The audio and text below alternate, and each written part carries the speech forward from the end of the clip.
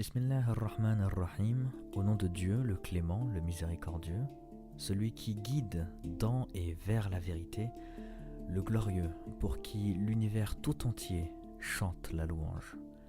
En espérant que cet épisode participe de ce chant, de ce dhikr universel, j'annonce que la paix et les bénédictions soient sur son messager, le messager de celui vers qui toute chose remonte, sallallahu alayhi wa sallam, ainsi que sur tous ceux qui recherchent ce chemin dans un but de paix et d'élévation. Assalamu alaikum wa rahmatullahi wa barakatuh et bienvenue à toi dans cette troisième partie de l'épisode 5 du podcast Ibrahim à la recherche coranique du sens de la Ummah. Nous sommes donc dans la troisième partie de ce cinquième épisode et donc sans grande introduction, on va commencer directement vu que le sujet était et le sirat, le chemin. Là je vous avertis, ça peut être complexe et je vous invite donc à concentration, respiration et visualisation surtout. Je vais essayer d'utiliser beaucoup d'images pour illustrer ce que je veux transmettre, partager. Alors en plaçant envers Dieu sincèrement, en notre intention, dans son assistance surtout pour notre compréhension. Vous l'avez peut-être pas remarqué, mais très souvent Dieu, Allah, nous parle du droit chemin. Sans blague, me diriez-vous. Et ben déjà c'est faux. Parce qu'en fait, très souvent Dieu parle d'un droit chemin et non pas du droit chemin. Prenons le cas de notre verset, à savoir lorsque Dieu nous dit Bismillahirrahmanirrahim Qul lillahi al-mashriq wal-maghrib yahdi man yasha'u ila siratin mustaqim, dont la traduction serait dit l'Orient et l'Occident, l'Est et l'Ouest appartiennent tous deux à Dieu et il guide qui il veut vers un droit chemin. Et c'est bien un droit chemin dont il s'agit et non pas vers le droit chemin. Ici, le sirat, le chemin, n'est pas défini. Alors j'ai été un peu surpris quand je m'en suis rendu compte parce que dans la conception qu'on ne médite pas forcément, il y a cette idée du droit chemin, celui de la vérité, sans aucune autre forme possible de guidance. Alors la question évidente qu'on abordera dans cet épisode est: existe-t-il qu'un seul droit chemin ? Si cette voie unique existe, il serait facile de la confondre avec la législation, avec la charia. Pourquoi ? Parce que initialement, charia c'est quoi ? C'est littéralement le chemin qui mène à une eau. C'est le chemin qui est à suivre. Et c'est pour ça que terminologiquement, le terme va devenir la législation, compris comme le moyen, le chemin que Dieu nous donne pour atteindre son paradis. Dans ce sens, il n'y aurait aucun autre chemin que la charia qui permet d'atteindre le paradis. Et la charia, du coup, on va la circonscrire à ce qui est transmis par Dieu à travers son Coran et la sunna de son bien-aimé. Et dans ce sens, effectivement, il n'y aurait qu'un seul chemin. Et là, on parle bien de chemin qui mène au paradis, qui mène à la félicité, qui mène au bien après la mort. Seulement, la charia, la législation, enfin traduit par législation, même si c'est pas vraiment ça, on le verra peut-être plus tard, mais ce n'est pas qu'un chemin qui mène au paradis. En effet, 4 siècles après l'Hégire, Al-Juwayni va théoriser une science qui était connue certainement dans l'intuition, lorsqu'on prenait la charia de manière globale, de manière holistique, on se rend compte qu'elle mène aussi des objectifs sur Terre. Et ça, il a fallu attendre 4 siècles après l'Hégire pour le théoriser.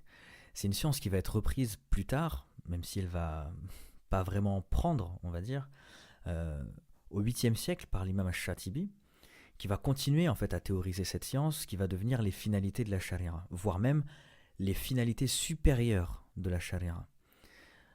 C'est comme ça que ce chemin qui menait uniquement au paradis va devenir un chemin qui a des objectifs, voire même un objectif suprême sur Terre.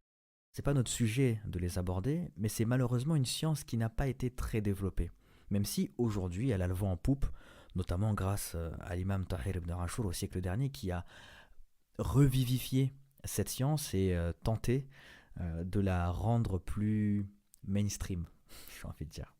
En développant cette science, on se rend compte de plus en plus que la charia ne se limite pas qu'à la notion législative. C'est pour ça que tout à l'heure je disais charia traduit par législation, c'est pas forcément la meilleure traduction parce que c'est un concept qui englobe la vie du croyant de manière globale. Dans ses actes, certes, mais aussi dans ses croyances, sa capacité à comprendre l'univers, à s'intégrer dans le mouvement universel qui, je vous le disais en introduction, chante la gloire de Dieu. أعوذ بالله من الشيطان الرجيم بسم الله الرحمن الرحيم تسبح له السماوات السبع والأرض ومن فيهن. Les 7 cieux et la terre et ceux qui s'y trouvent célèbrent sa gloire. وَإِن مَّن شَيْءٍ إِلَّا يُسَبِّحُ بِحَمْدِهِ. Et il n'existe rien qui ne célèbre sa gloire et ses louanges. وَلَكِنْ لَا تَفْقَهُونَ تُسَبِّحَهُمْ. Mais vous ne comprenez pas leur façon de le glorifier. إِنَّهُ كَانَ حَلِيمًا غَفُورًا. Certes, c'est lui qui est indulgent et pardonneur. Donc, lorsqu'Allah nous dit qu'il guide vers un droit chemin, est-ce que ce chemin, c'est la charia? Est-ce que c'est la même chose? J'ai cherché, et je vous invite à le faire aussi, ce terme de charia, et il n'est mentionné qu'une seule fois, de manière indéfinie, dans la sourate Al-Jathiyah, où Dieu nous dit, Bismillahir-Rahmanir-Rahim, ثُمَّ جَعَلْنَاكَ عَلَى شَرِيعَةٍ مِنَ الْأَمْرِ فَاتَّبِعْهَا وَلَا تَتَّبِعْ أَهْوَاءَ الَّذِينَ لَا يَعْلَمُونَ. Dont la traduction approximative serait « Puis nous t'avons mis sur la voie de l'ordre.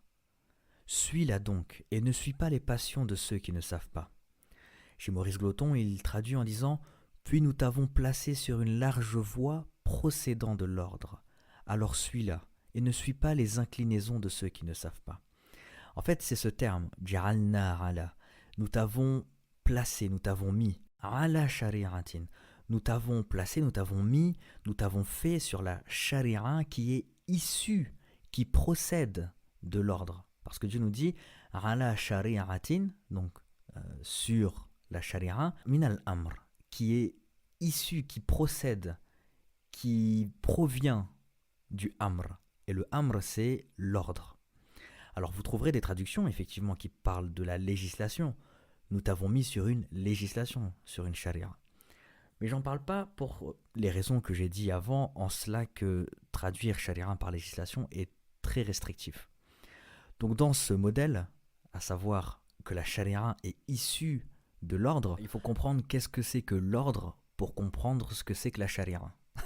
Donc désolé, à la base on devait savoir s'il y avait qu'un seul chemin, un seul sirat, et là on est à essayer de comprendre qu'est-ce que c'est que la charia, mais du coup pour comprendre la charia, il faut comprendre qu'est-ce que c'est que le amr. Mais en fait, c'est uniquement par ce processus qu'on peut avoir une vision globale des concepts du Coran. Donc, on va essayer de comprendre qu'est-ce que c'est que le amr pour comprendre ce que c'est que la charia qui est proposée comme étant le seul chemin possible pour atteindre le paradis. Le amr. Al-amr, c'est l'ordre. C'est l'ordre avec un grand O. Il n'y en a qu'un seul. Dieu dit Al-amr. Il est défini. Il faut savoir que c'est à partir de lui, à partir de cet ordre, que Dieu gère l'univers et sa création. Pour le définir, Al-amr, l'ordre donc, Dieu nous dit il, l'homme, a par devant lui et derrière lui des anges qui se relaient et qui veillent sur lui par ordre d'Allah. Donc là, on voit que l'ordre d'Allah permet le déploiement d'anges qui se relaient pour la protection, en tout cas pour veiller sur les femmes et les hommes. Les anges gardiens, je crois qu'on appelle ça. Certainement.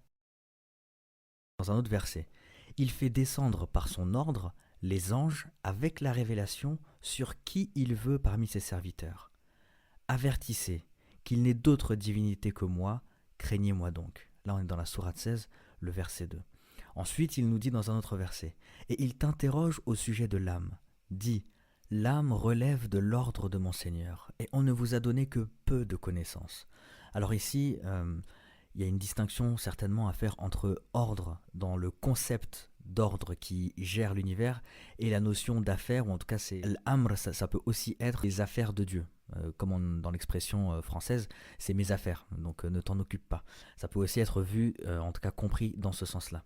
Dans la sourate 51, par exemple, il y a aussi « Farataw an amri rabbihim » Ils défièrent le commandement de leur Seigneur, la foudre les saisit alors qu'ils le regardaient.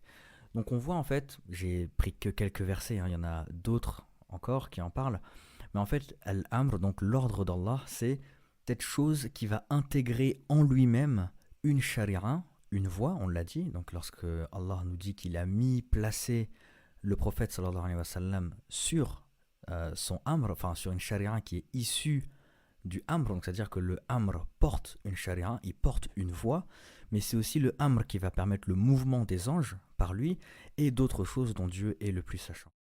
J'ai dit une sharia parce que c'est potentiellement des sharias qui existent dans cet ordre. En effet, je disais tout à l'heure que Dieu nous dit qu'il a placé le prophète sallallahu alayhi wa sallam sur une sharia qui est issue de l'ordre. L'ordre n'est pas indéfini, il est défini, il n'y en a qu'un seul. Par contre, sharia, il est indéfini. Pourquoi est-ce que c'est indéfini? C'est que potentiellement, il pourrait y avoir d'autres sharias. Ce qui m'amène à 3 possibilités. Et vous me direz si vous en trouvez d'autres. La première, c'est qu'il n'existe qu'une seule sharia qui est évolutive et qui rend obsolète ses versions précédentes. À savoir que lorsque l'évangile descend sur Isa, descend sur Jésus, alayhi salam, alors il va rendre obsolète ce qui a été envoyé à Moïse. Donc ceux qui pratiquent la voie de Moïse à travers la Torah sont obligés de prendre la nouvelle sharia pour pouvoir être sur le chemin. Ou en tout cas, pour pouvoir être dans la sharia du temps dans lequel ils se trouvent. Et lorsque le Coran vient, de la même façon, il rend obsolète ce qui a été envoyé dans l'évangile. La nouvelle sharia valide pour cheminer sur le chemin de Dieu se trouve uniquement dans le Coran. La deuxième possibilité, c'est qu'il n'existe encore une fois qu'une seule sharia pour l'humanité, mais la différence c'est que les prophètes transmettent cette même sharia avec une actualisation des modalités. Dans ce sens, il y aurait une sharia qui est globale, c'est-à-dire que Moïse transmet cette sharia, Jésus transmet cette sharia, Muhammad sallallahu alayhi wa sallam transmet aussi cette sharia, mais par contre les modalités d'expression, d'action de cette sharia va être modifiées. Mais par contre la sharia c'est exactement la même. Et c'est pour ça que celui qui pratique la sharia de Isa trouve aussi une bonne voie, trouve aussi une voie droite qui le mène vers Dieu. Que celui qui pratique la sharia de Moussa alayhi salam continue d'être sur une voie qui le mène à Dieu. Et celui qui pratique la sharia du prophète sallallahu alayhi wa sallam se trouve aussi sur cette voie qui procède du amr dont on a parlé tout à l'heure pour cheminer vers Allah subhanahu wa ta'ala. Parce qu'il y a uniquement une actualisation de modalités.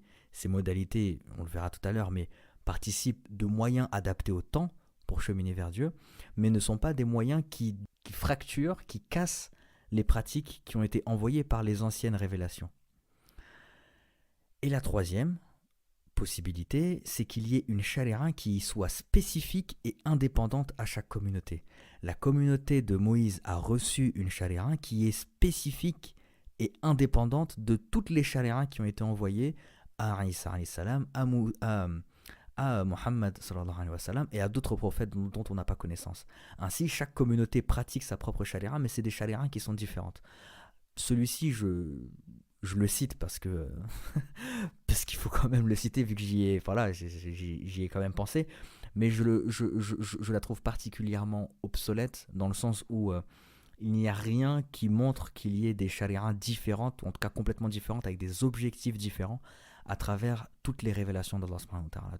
En fait, si on prend la sharia que comme la législation, alors on peut dire que oui, la législation des juifs, la législation des chrétiens, la législation des musulmans sont différentes.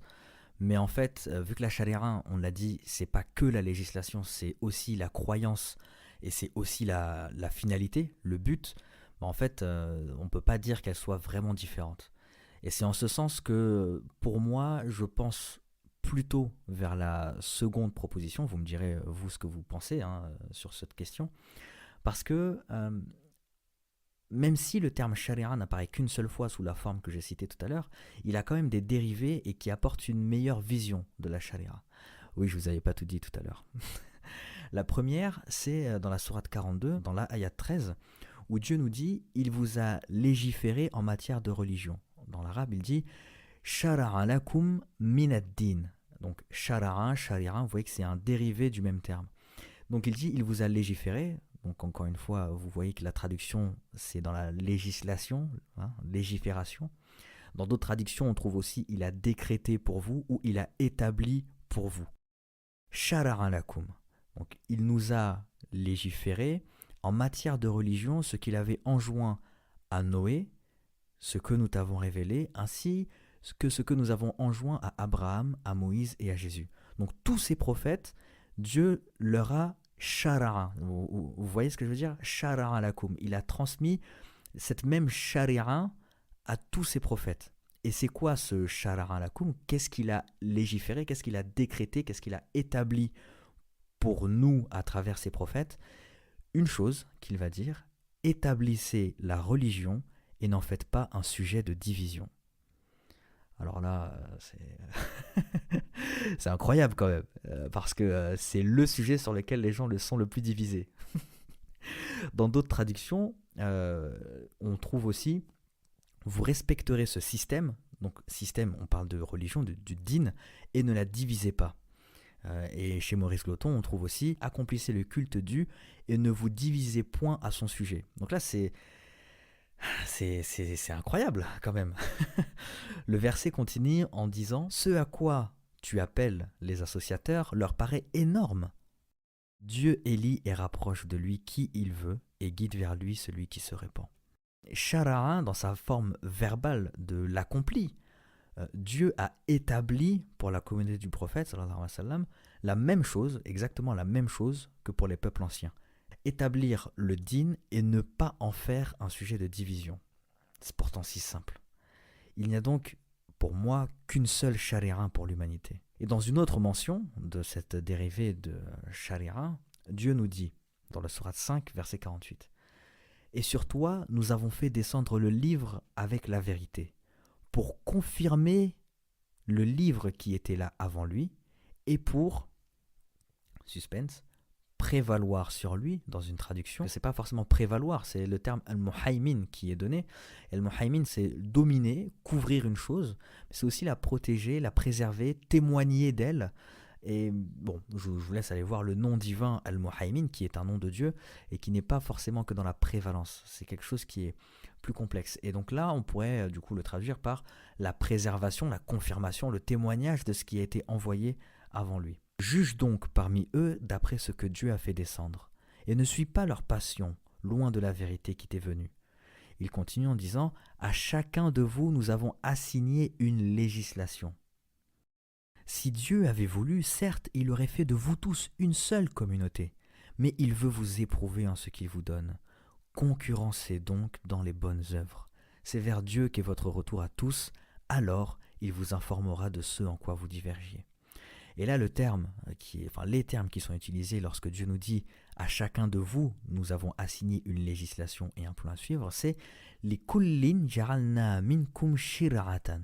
Shira'atan, dérivé évidemment de shari'a.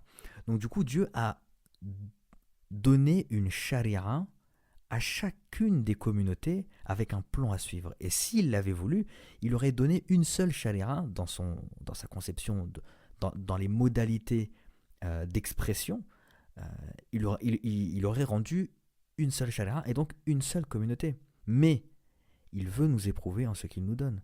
Et on doit concurrencer dans les bonnes œuvres à travers ces différentes modalités qu'il nous a transmises. Et certes, c'est vers lui qu'est notre retour, alors il nous informera de ce sur quoi on divergeait.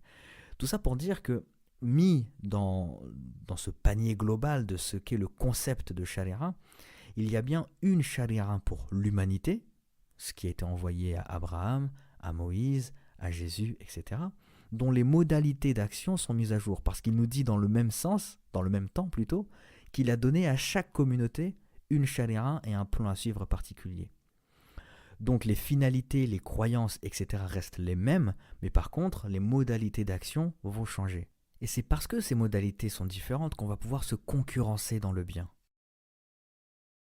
Je conclus donc en disant: il y a bien une seule et même shari'a pour l'humanité, dont les modalités d'action sont mises à jour dans le temps. Mais même si mise à jour il y a, toutes les modalités participent du amr, participent de l'ordre de Dieu et sont valides en réalité. Alors quand je dis ça, on va me dire: oui, mais du coup, est-ce que les chrétiens qui suivent la Bible, les juifs... En fait, il faut se décrocher de cette vision temporelle et fragmentaire et utiliser cet outil de charia global qu'on vient de voir. Parce qu'en l'apprenant, on comprend du coup que le chrétien qui suit la charia, c'est le chrétien qui va croire en tous les prophètes. Au prophète Jésus, Moïse, mais aussi à Mohammed, sallallahu alayhi wa sallam, et qui va croire en son livre, de la même façon, qui va croire aux anges, qui va croire au jour dernier, et qui va se rattacher à la croyance de la charia universelle. Et donc de la même façon, le musulman qui s'attache à cette charia globale, en fait il va croire en tous les prophètes, il va croire au jour dernier, il va croire en Dieu, en l'unique, etc. De la même façon pour le juif qui va croire en Jésus, qui va croire en Mohammed sallallahu alayhi wa sallam, en leurs livres qui ont été descendus, et au jour dernier, ainsi que à Dieu. Donc en fait, tout le système de croyance est exactement le même. Ce qui change, c'est les modalités d'expression et d'action à travers les chaléras qui nous ont été transmises, et avec lesquelles on va pouvoir se concurrencer dans le bien. Mais j'en parlerai plus en détail dans la partie 4 de l'épisode 5, dans lequel justement je vais parler du concept de Ummah, on va enfin y revenir, dans lequel Dieu nous dit justement qu'il a fait de nous une communauté du juste milieu, et comment en fait à travers son livre, donc le Coran, on peut reconnaître les religions de l'unicité et les intégrer dans la charia globale en fait. Comment il a fait que le Coran et du coup les musulmans peuvent voir dans toutes les religions du monde et de l'univers, entre guillemets, les religions qui sont issues de lui et qui participent des voies vers, enfin en tout cas dans la réalisation du Amr de Dieu. Mais bon, on le verra plus en détail. Tout ça pour dire quoi ? Tout ça pour dire que lorsque Dieu donne un Amr, une part de cet ordre devient charia pour la création. C'est pourquoi on peut dire que la mise en œuvre de la charia permet d'être sur un droit chemin, mais ce n'est pas le droit chemin en soi. Dans la sourate 7, au verset 163, Dieu nous dit « Et interroge-les au sujet de la cité qui donnait sur la mer, lorsqu'on y transgressait le Shabbat, que leurs poissons venaient à eux en faisant surface au jour de leur Shabbat et ne venaient pas à eux le jour où ce n'était pas le Shabbat. Ainsi les éprouvions-nous pour la perversité qu'ils commettaient. » Alors le petit contexte de ce verset, c'est qu'effectivement Dieu, à travers la charia qu'il a transmis au peuple juif, à travers son ordre, du coup qui est issu de son ordre, il leur avait interdit la pêche le jour de Shabbat. Alors ce qu'il faisait, c'est qu'il mettait le filet un autre jour, je crois que c'était le vendredi, il mettait le filet, et comme ça les poissons étaient pris pendant Shabbat, et ils venaient récupérer le filet après le Shabbat. Mais du coup, la volonté de la visée de la charia, et c'est pour ça qu'en fait la charia c'est pas que la législation, parce que si ce serait uniquement la législation, ce qu'ils auraient fait, enfin ce qu'ils étaient en train de faire serait valide. Mais il y a quelque chose qui dépasse cette législation. Enfin, il y a une volonté plutôt derrière cette législation, et c'est cette volonté qui n'était pas accomplie. Donc le fait de sortir de la charia, en tout cas de ne pas appliquer les modalités que Dieu nous transmet dans la réalisation de son ordre, fait de nous des transgresseurs. Et là, je vais vous poser une question qui va vous sembler peut-être anodine ou anecdotique, mais existe-t-il un autre chemin que le chemin de Dieu à travers son ordre et sa charia ? Existe-t-il ontologiquement, ou bien peut-il y avoir une autre charia, un autre mode opératoire que celui de Dieu ? Peut-on exprimer, réaliser des choses qui mènent au bien et qui soient en dehors de la charia de Dieu ? Parce que si vous regardez les versets, à chaque fois, enfin en tout cas très souvent, la charia, la science que Dieu donne, est en opposition avec les passions, le suivi des passions qui mènent forcément à un égarement. Par exemple, dans la sourate 42, dans le verset 21, Dieu nous dit « Ou bien aurait-il des associés à Dieu qui auraient établi pour eux des lois religieuses que Dieu n'a jamais permises ?» Et donc dans la traduction, c'est là que je viens de faire la traduction quand même. Ça a été d'abord révélé en arabe. Bon. Où Dieu nous dit Am lahum shuraka'u shara'u lahum min ad-din. Donc, ou bien aurait-il des associés qui auraient établi pour eux des lois religieuses ? Et vous voyez que loi religieuse ici c'est shara'u lahum. Donc shara, encore une fois, c'est cette dérivée. Donc, y a-t-il des gens avec qui ils s'associent pour établir des lois, pour établir une nouvelle charia ? Ça sous-entend que Dieu a bien défini une charia et qu'en dehors de ça, il n'existe rien. Et comment pourrait-il exister autre chose alors que la charia, donc le mode opératoire, est issu de l'ordre? Dieu n'a pas donné plusieurs ordres, on l'a vu au départ. Donc il n'existe que ça. Et Dieu n'a pas permis de sortir de cette charia. Or, il a donné effectivement à l'homme la capacité de sortir d'une certaine façon de sa volonté. Mais ça, c'est un autre débat qu'on pourrait avoir sur un autre format, notamment avec les Ash'ari, Maturidites, etc., sur l'essence même du bien et du mal. En disant que Dieu a donné un seul ordre, l'ordre est un, ordre à travers lequel va naître des shari'as, des modalités d'exécution, des modalités d'application et d'expression de son ordre, qui va être donné aux différentes communautés, mais qui représente une seule et même charia, parce que c'est le même message en réalité. On l'a vu tout à l'heure avec le verset où Dieu disait qu'il a transmis la même chose à tous les prophètes, à savoir établir le din et ne pas en faire un sujet de division. Donc il y a bien une seule et même charia. Ça sous-entend que Dieu n'a créé qu'une seule voie pour l'humanité, ou plutôt une voie globale de l'application de la charia, mais des voies d'application différentes. Pour vous illustrer ce concept de charia, au final, on peut dire que c'est comme si vous étiez dans une grande réserve dans laquelle il y a un certain nombre de moyens de déplacement. Skateboard, roller, vélo, voiture, overboard, pourquoi pas, trottinette électrique, bref. C'est des outils qui vont nous permettre d'avancer. Et d'avancer sur quoi? Sur les sirat, les chemins droits. Je ne veux pas vous embrouiller, il y a bien un seul et même chemin. Mais comme sur les routes aujourd'hui, on peut le voir, il y a un seul chemin sur lequel il y a une voie pour voiture, une voie pour les vélos, une voie pour les bus, par exemple. Et pourtant, ils sont tous les trois sur le même chemin. Comment ça se passe concrètement? À un moment de l'histoire, Dieu décrète, pour vous, telle communauté, vous devrez emprunter le vélo pour cheminer vers moi. Et après ça, plus personne n'y aura accès. Le fonctionnement du monde, pourtant, va changer, et ça va devenir complexe d'utiliser ce mode de déplacement. Allah va donc actualiser et inviter à prendre, je sais pas moi, les rollers pour se déplacer. Sur ce chemin droit, il ouvre une nouvelle voie.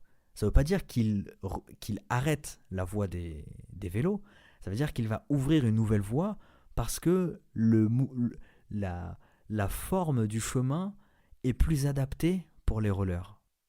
Et pour ceux qui vont choisir de rester avec le vélo, c'est possible.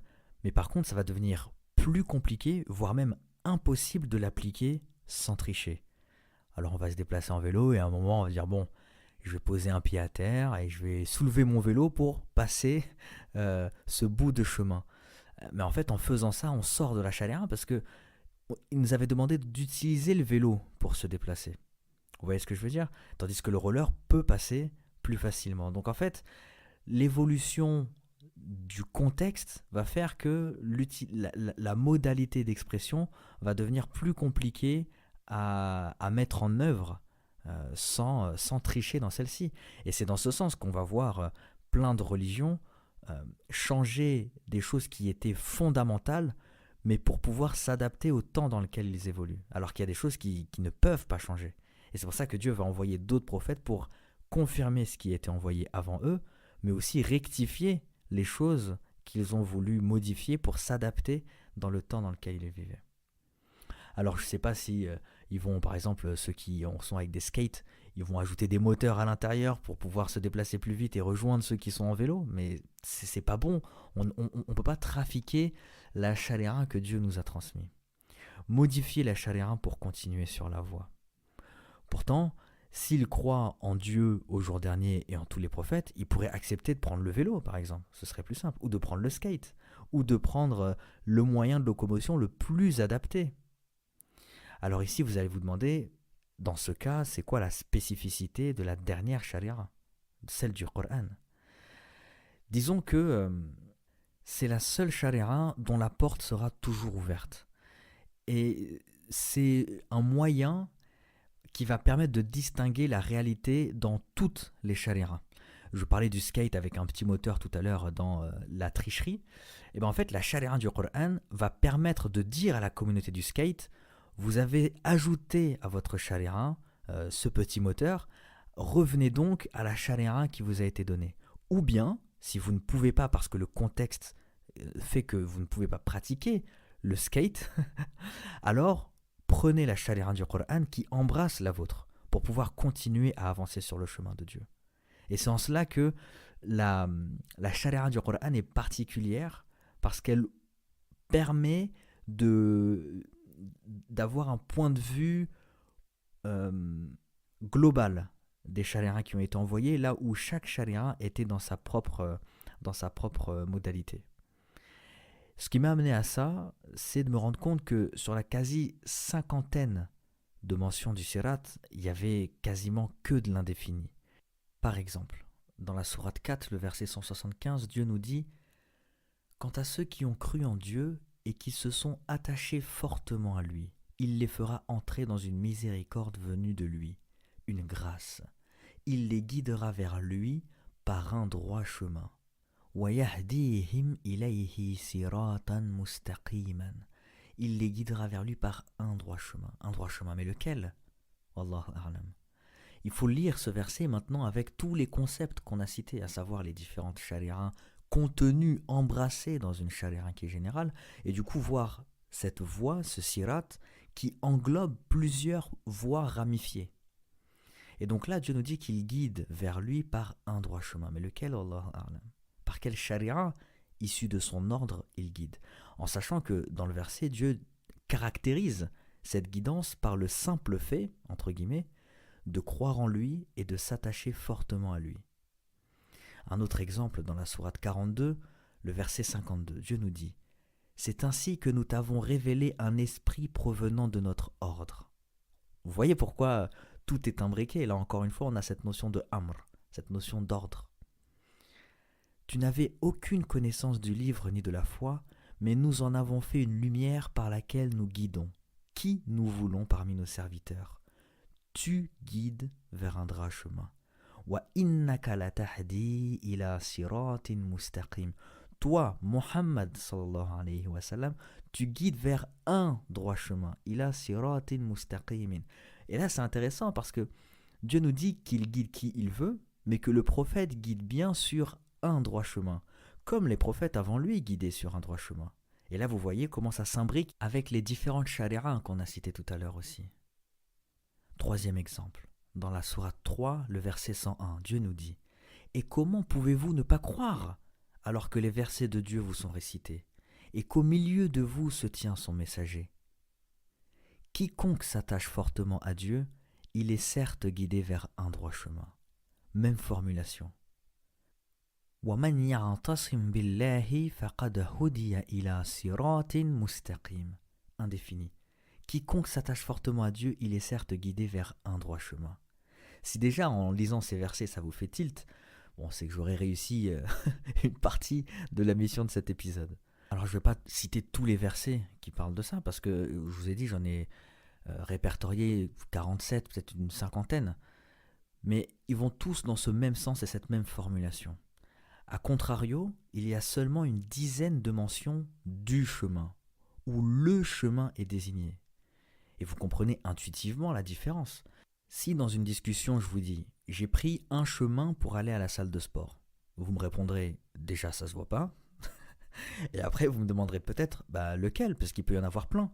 Est-ce que c'est le plus court? Est-ce que c'est celui qui passe par la boulangerie où tu prends un petit pain au chocolat avant d'aller dans la salle? Est-ce que c'est le plus calme, celui qui est le plus arboré? Bref, il n'est pas identifiable. Il peut y avoir plusieurs possibilités. Tandis que si je dis « j'ai pris le chemin de la salle de sport », ça suppose qu'on ait identifié un chemin entre nous de la salle. Et on sait directement de quoi on parle. C'est celui de la boulangerie. Donc sur les dimensions du chemin, 7 évoque la voie, le chemin d'Allah. Oui, la voie d'Allah est unique. Dans la sourate 14, Ibrahim, verset 1, Dieu nous dit A'udhu billahi minash shaitanir rajim, bismillahir rahmanir rahim, alif lam ra, kitabun anzalnahu ilayka litukhrijan nasa minadh dhulumat ila an-nur, bi'idhni rabbihim ila siratil azizil hamid. Alif lam ra, voici un livre que nous avons fait descendre sur toi afin que, par la permission de leur Seigneur, tu fasses sortir les gens des ténèbres vers la lumière sur la voie du Tout-Puissant, du digne de louange. 4, Surat Saba, verset 6, Dieu nous dit وَيَرَى الَّذِينَ أُوتُوا الْعِلْمَ الَّذِي أُنزِلَ إِلَيْكَ مِنْ رَبِّكَ هُوَ الْحَقُّ وَيَهْدِي إِلَى صِرَاطِ الْعَزِيزِ الْحَمِيدِ. Yahdi ila sirat al-aziz al-hamid. Et donc là, le sirat est défini, le chemin est défini.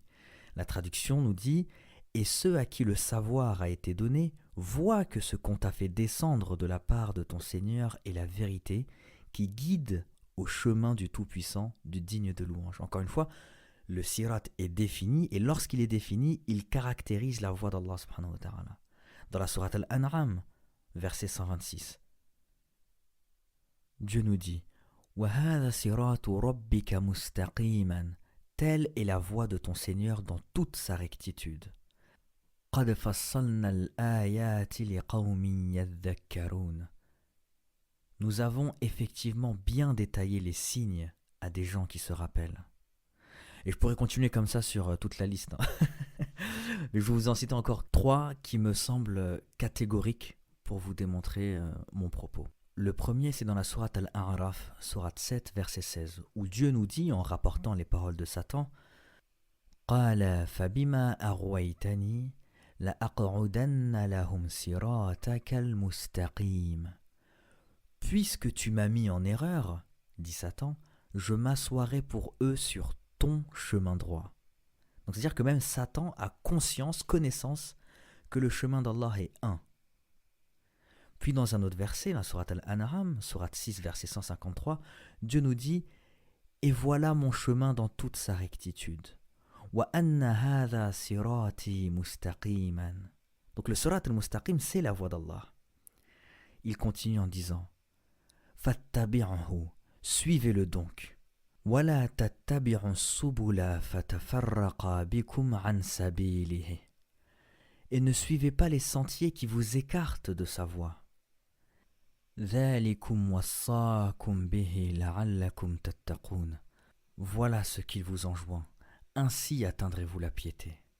Et là, je ne sais pas si vous avez vu le parallèle. Alors, il y a 2 choses à dire.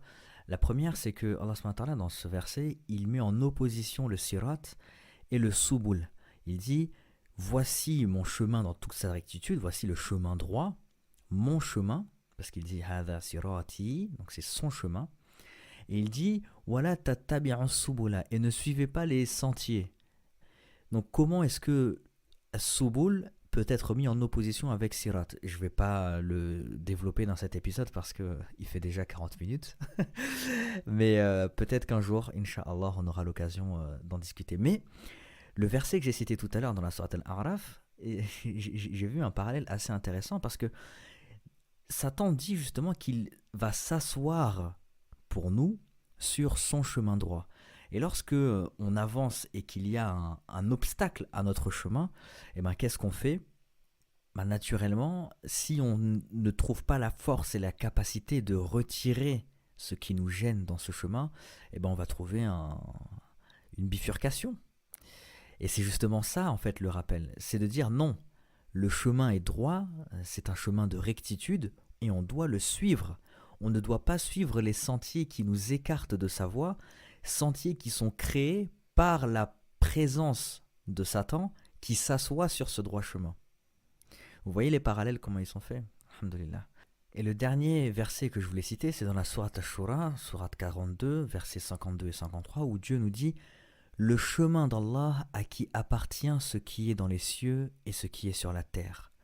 Oui, c'est à Allah que s'achemine toute chose. » صراط الله الذي له ما في السماوات وما في الأرض ألا إلى الله تسير الأمور.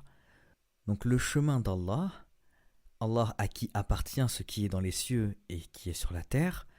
Et il termine en disant oui certainement Ala ilallah, oui certainement c'est à Allah que s'achemine toute chose ou que toute chose retourne à lui.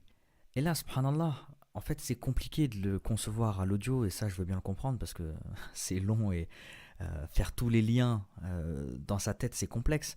Et c'est pour ça qu'Inch'Allah, j'espère pouvoir le mettre à l'écrit un jour. Mais vous voyez que dans ce verset, tout est lié.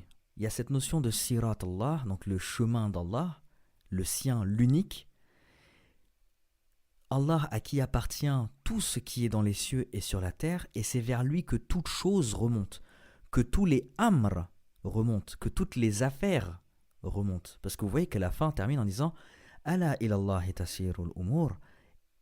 Certainement, c'est vers Allah que remontent tous les ordres, toutes les ordonnances, toutes les décisions remontent à Allah. Et donc vous voyez que la boucle se boucle de cette façon, à savoir il y a un ordre d'Allah qui descend, à travers lequel va naître une charia pour la création, qui va devoir se maintenir à agir dans le sens de cette charia pour pouvoir être sur le chemin d'Allah. Mais ce grand chemin d'Allah, qui est celui sur lequel se trouve toute la création qui agit selon les shari'as qui leur ont été donnés, est composé de différentes voies. Et c'est dans ce sens qu'Allah subhanahu wa ta'ala dit qu'il guide vers un droit chemin de cette grande voie qu'est celle qui régit le monde et l'univers, en fait. Donc voilà pour les différents versets. Alors il y en a d'autres, hein, comme j'ai dit, mais qui parlent vraiment du chemin unique d'Allah subhanahu wa ta'ala. Mais il y a d'autres versets, effectivement, qui utilisent le terme sirat de manière définie. Mais il y en a très peu, en fait. Il y en a 3 ou 4, mais qui parlent d'un chemin descriptif et qui est lié d'ailleurs au monde après la mort. Notamment dans la sourate Yassine, où Allah subhanahu wa ta'ala parle du jour du jugement en disant « Et si nous voulions, nous effacerions leurs yeux et ils courront vers le chemin, mais comment alors pourront-ils voir ?» Donc là, c'est quelque chose qui se passe dans l'au-delà. De la même façon, dans la sourate As-Saffat, sourate 37, verset 23, où Allah subhanahu wa ta'ala nous dit « Rassemblez les injustes et leurs époux, épouses, et tous ceux qui les adoraient en dehors d'Allah, puis conduisez-les au chemin de la fournaise. » Mais ces versets, j'ai fait le choix de ne pas les traiter dans le détail, notamment dans la conséquence de la création de ces chemins à travers le chemin que les hommes et les femmes ont suivi pendant leur vie.